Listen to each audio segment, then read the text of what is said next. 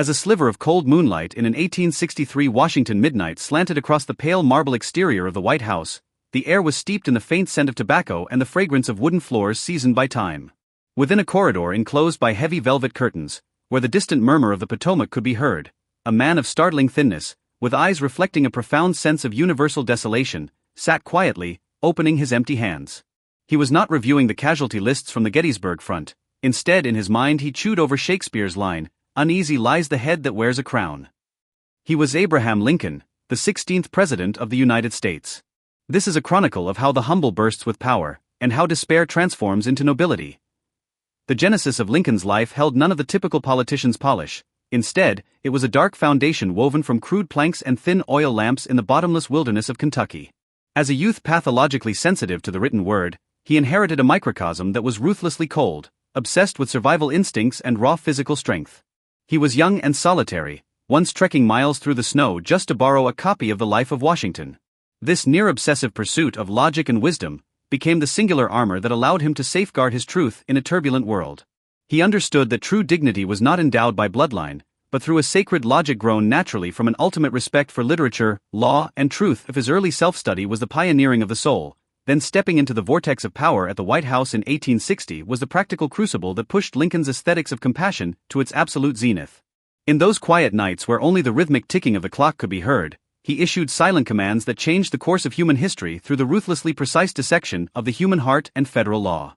He invented a technique of contemplation called midnight pacing, giving chaotic national policies an intellectual tension as precise as poetic rhythm. In that moment, Lincoln was the most sober and steady artisan in all of Washington, accepting every malicious attack with a weary humor. This radical focus rendered him like a marble bell tower, solitary yet indestructible. The summit of power in the eyes of the wise is often manifested as the penetration of truth. Lincoln gradually realized that in signing the world-shaking Emancipation Proclamation, what he gained was a void born of seeing through the rise and fall of nations. He discovered that those grand federal ideals, once seemingly invincible, possessed a profound fragility in the face of the cold corpses of his soldiers. He wrote to a friend, "I used to think I was writing history, now I find I am merely searching for a point of convergence within the scarred fissures of marble, where the soul no longer falls." This expansive clarity became the hardest armor of his final hours, allowing him to face the ultimate riddle of death with the serenity of one falling asleep at dawn.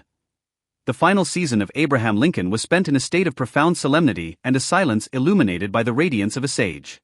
At the dawn of April 1865, the fine rain in Washington fell soundlessly. By then, his body had become remarkably light from years of torment. He understood that his era of iron and blood was drawing to a close. In his final conscious moments, he requested to look upon the gray mists lingering over the Potomac one last time. Mists that resembled a painter's primer. He closed his eyes and, with those hands that had mastered 10,000 laws, traced a final musical rest of completion across his chest. The evening breeze carried away the last sigh of this great genius, marking the formal end of that era of classical conscience known as the dawn of ideals. Even today, more than a century after his passing, Lincoln's name remains the sole sanctuary for many a restless seeker in the dead of night. What he left behind was not a triumphal column piercing the heavens, but a spiritual template of self-restraint and the vigil of civilization. He teaches us that even if the entire world besieges you with turmoil, the order within your heart is governed solely by your own perception of truth. He maintained absolute lucidity amidst absolute shadows, and absolute logic amidst absolute temptation. Beneath the corridors of the White House, their edges now smoothed by history, he remains in a posture of eternal listening, seemingly still soothing this increasingly anxious world.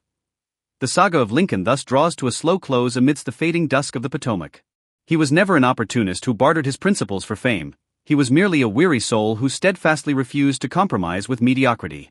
He reminds us that no matter how mundane or fragmented your life may be, inner tranquility is your only true and eternal refuge.